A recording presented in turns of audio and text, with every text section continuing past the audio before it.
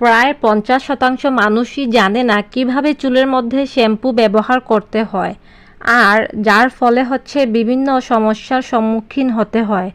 যেমন চুল অনেক বেশি পড়ে যায়, চুল খুব বেশি রাফ হয়ে যায় এবং খুব বেশি হেয়ারফল হতে থাকে।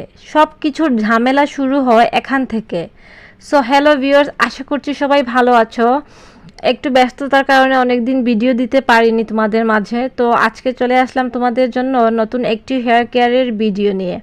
সো আমি আজকে তোমাদের সাথে যেটা নিয়ে কথা বলবো সেটা হচ্ছে, আমরা অনেকেই জানি না চুলে কিভাবে শ্যাম্পু ইউজ করতে হয় সঠিক নিয়মে। আমি আজকে তোমাদের যে টিপসগুলো শেয়ার করব, এই টিপসগুলো মেনে যদি তোমরা চুলে শ্যাম্পু ইউজ করো তাহলে তোমাদের চুল পড়া অনেকটাই কমে যাবে।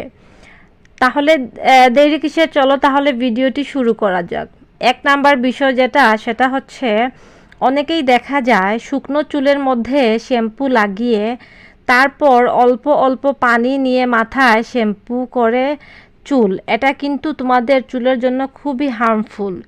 এভাবে যদি চুলে শ্যাম্পু ইউজ করা হয়, শ্যাম্পুর যে কেমিক্যালগুলো থাকে সেগুলো ডাইরেক্টলি আমাদের চুলে প্রবেশ করে আমাদের চুলটাকে ড্যামেজ করে দেয়। তাই আমাদের প্রথমেই আমাদের চুলটাকে হালকা করে ভিজিয়ে নিতে হবে, তারপরে চুলে শ্যাম্পু অ্যাপ্লাই করতে হবে।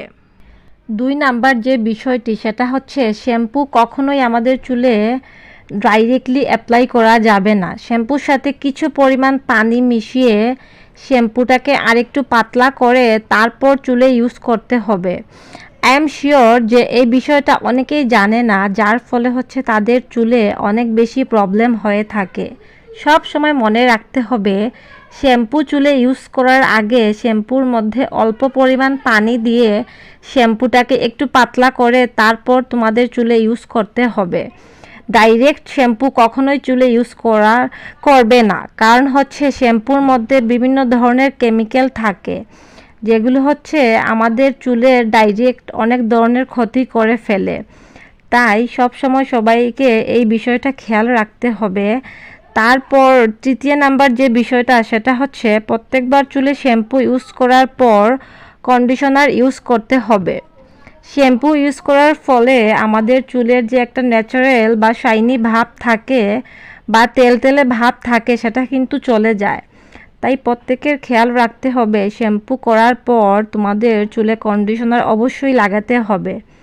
আর এই কন্ডিশনার ব্যবহার করার কারণেই আমাদের চুলের যে একটা ন্যাচারাল যে একটা শাইনি ভাব বা সিল্কি ভাব সেটা আবার চলে আসে। 4 নাম্বার যে বিষয় সেটি অনেকেই দেখা যায় শ্যাম্পু করার সময় মাথায় বা স্ক্যাল্পের মধ্যে নখ দিয়ে তারা আঁচড় দিয়ে, তাদের কাছে এমন মনে হয় নখ দিয়ে যদি স্ক্যাল্পের মধ্যে আঁচড় দেওয়া যায় সেক্ষেত্রে স্ক্যাল্পের যে ময়লা থাকে সেগুলো উঠে যায়। এটা কিন্তু খুবই ভুল একটা জিনিস। এটা করার ফলে আমাদের চুল অনেক বেশি দুর্বল হয়ে যায়, আর যার ফলে দেখা যায় আমাদের অনেক বেশি চুল পড়ে। সেই ক্ষেত্রে কিন্তু আমাদের একটা স্ক্রাবার পারচেজ করে নিতে হবে। আর যারা স্ক্রাবার পারচেজ করতে চাচ্ছ না, তারা ডেফিনেটলি চুলটা এমনভাবে ওয়াশ করবে যাতে মাথার স্ক্যাল্পের মধ্যে খুব বেশি চাপ না পড়ে। খুবই হালকাভাবে তোমরা স্ক্যাল্পে ম্যাসাজ করে শ্যাম্পুটা ইউজ করতে হবে।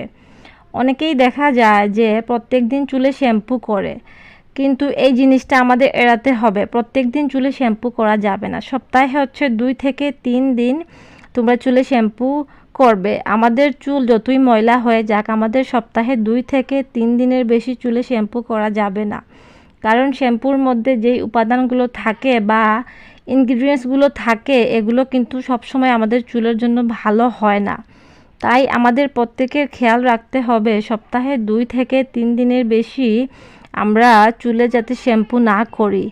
আর সেক্ষেত্রে যদি মনে হয় চুলে অনেক বেশি ময়লা হয়ে যায়, তাহলে আমরা হিজাব বা স্কার্ফ ইউজ করতে পারি, যাতে আমাদের চুলগুলো ধুলো ময়লা থেকে প্রোটেক্টিভ থাকে।